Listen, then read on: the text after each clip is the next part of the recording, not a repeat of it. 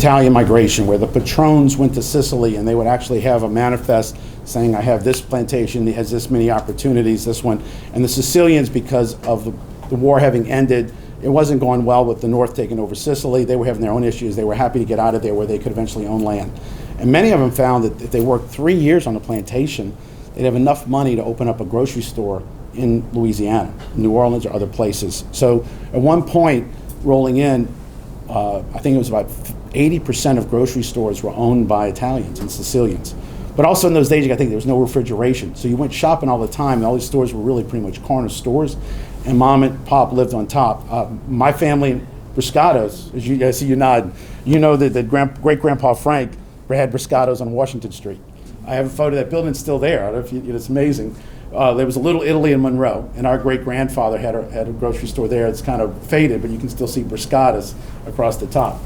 So in New Orleans, as these people come from the towns, they stay close together, each city. If you're from Cefalù, you stay with people from Cefalù. If you're from Sala Peruta, you stay with people from Sala Peruta. Contessa Antolina, you stay with Contessa Antolina. And now they started building mausoleums, so you had a place to put your money in. It was called the Mutual Beneficial Society, to be buried. There's a street in Metairie Cemetery. This is the Contessa Antolina tomb. They're renovating it. There's another tomb there. There must be about 10 tombs on that street of the different Italian mausoleums. It's a very beautiful street to see, and we actually found out there's an empty plot, and now I'm talking to them about if we have a chance to actually add one more mausoleum there. And taking credit for, like I said, everything. PGT Beauregard. He's actually one of the best, to me, top people to come out of Louisiana. I'm an engineer. He was a civil engineer. His ancestry, I believe, is 1/8 Italian. And he's related, I've been told, to the King Emmanuel. Reggio, down in St. Bernard Parish, is a town named after his maternal family. Beauregard here, you can see, he actually, post-war, this is the National Guard flag, he actually laid out the National Guard system for America. He also had a patent on streetcars, and having lived in San Francisco for a while, or the Bay Area, San Francisco used his design for their cable car system. New Orleans didn't, but he designed it for New Orleans because he was actually head of the streetcar system in New Orleans post-war. His other engineering works are submarines. He's probably the father of the American submarine program. First guy to put a submarine into battle. It sunk the ship, but the guys died with it. The date in that period, what you did was you pedaled the ship, and you didn't go down fully underwater. They would put algae around the sub so that it would kind of come in at night, and the idea was it would stick this prong into the ship, and then they would back off, and it would break off, and it would back out, the ship would blow up, and it would sink the ship. And they did sink a ship, but they didn't get far enough back, and the explosion sunk their submarine. After that, Beauregard said not to do it anymore. The submarine program was actually started at 935 Chapatula Street at the Leeds Foundry, and they found a couple of demos out here in Lake Pontchartrain. The Union Army came in, and then they moved it to Mobile, and then they ended up using it in South Carolina. So first sub comes out of Chapatula Street. Beauregard actually, I think, you could debate whether or not he wrote the Pledge of Allegiance. 1873, he came out with a chant, equal rights, one flag, one country, one people. And if you rearrange those and add a few more words to it, you really get the basis of the Pledge of Allegiance, which came out 19 years later. He was a desegregationist. He wanted to desegregate in schools, municipalities, and government, the railroads in 1873. So he was way ahead of his time on a lot of issues.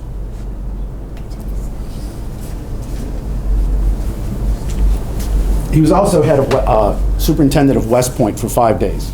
He really wanted that job. He got it. And Louisiana voted to succeed, and they said, we got to fire you because you're no longer part of the union. So he was up in New York when he got fired for only like 5 days on the job. In my last journeys last week, I did go up to, talking about the plantation era. This is 1895, and you can see here that the Sunnyside Plantation era. After the end of slavery, heavy recruiting on bringing Italians and Sicilians in. This area here, like I said, they fed 2,000 people, 4,000 meatballs last Sunday. They've really kept their heritage, doing great. They have a museum where you can see the lineage of all the original settlers and what happened to them. Big thing that happened, which I believe is part of why we're here, this is an interesting week because we obviously have St. Joseph's Day coming up, but we also have the anniversary of the lynching.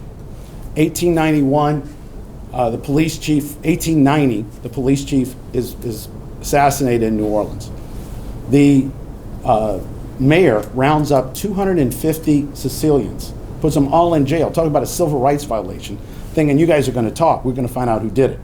So that nobody comes up with any stories. You know, there's different things, and the only witness was a friend of his, the chief's, who says that when chief was laying there dying, he leant over and the chief whispered, he goes, "Who did it?" He goes, "Dagoes."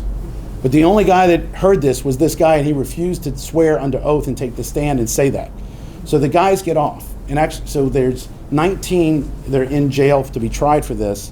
There's a trial for 11. There's a gentleman named James Houston, and there's a great movie out there called Vendetta by HBO, which shows that James Houston was not, he was a bad actor. And as I read more about James Houston in some of these books, I found out he had killed 5 people and gotten off claiming self-defense. 3 of them were police officers. On election night one year in New Orleans, at a polling place, he got in a fight and he killed a police captain and 2 other officers. He actually assaulted a newspaper editor who had written a bad story about his brother, who was a judge. So he was not the best of guys. He was after getting control of the docks, and the Italians had it. And after this lynching happens, James Houston does get control of the docks. So whether or not there was a plot there to do this so that he would take out the Italians so that he could have this business, and it's possible because of his history, murder was not something he was new to. This is a scene of them busting in the jail, which was the Municipal Auditorium right here.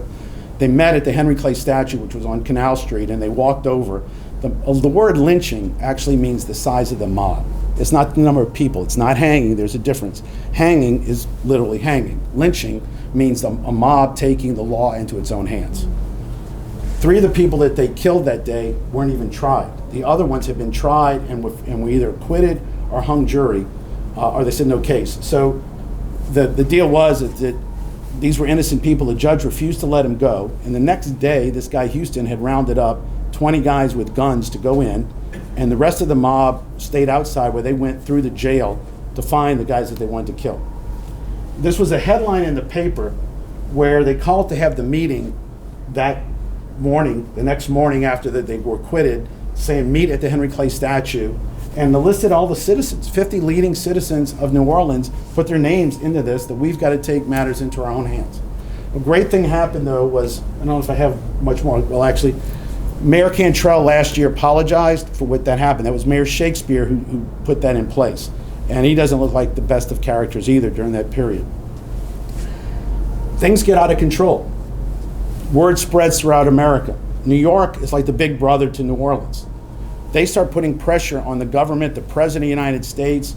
Word gets back to Italy, and Italy says we've been insulted. We have to defend ourselves. They are about ready to send the Navy to blockade the Mississippi River. But they realize they're not going to win a war with America, but they did have a very strong Navy at the time, and America had not really recovered from the Civil War. So things were going to happen. New York puts pressure on President Benjamin Harrison. He tells the mayor of New Orleans to pay $2,500 civil rights violations to the 11 families to try to settle this matter. So they get paid the money.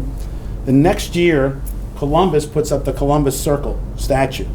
And Columbus is then becomes sort of like the explorer that left, which is where most of these Italians saw themselves, that left for a better opportunity for America.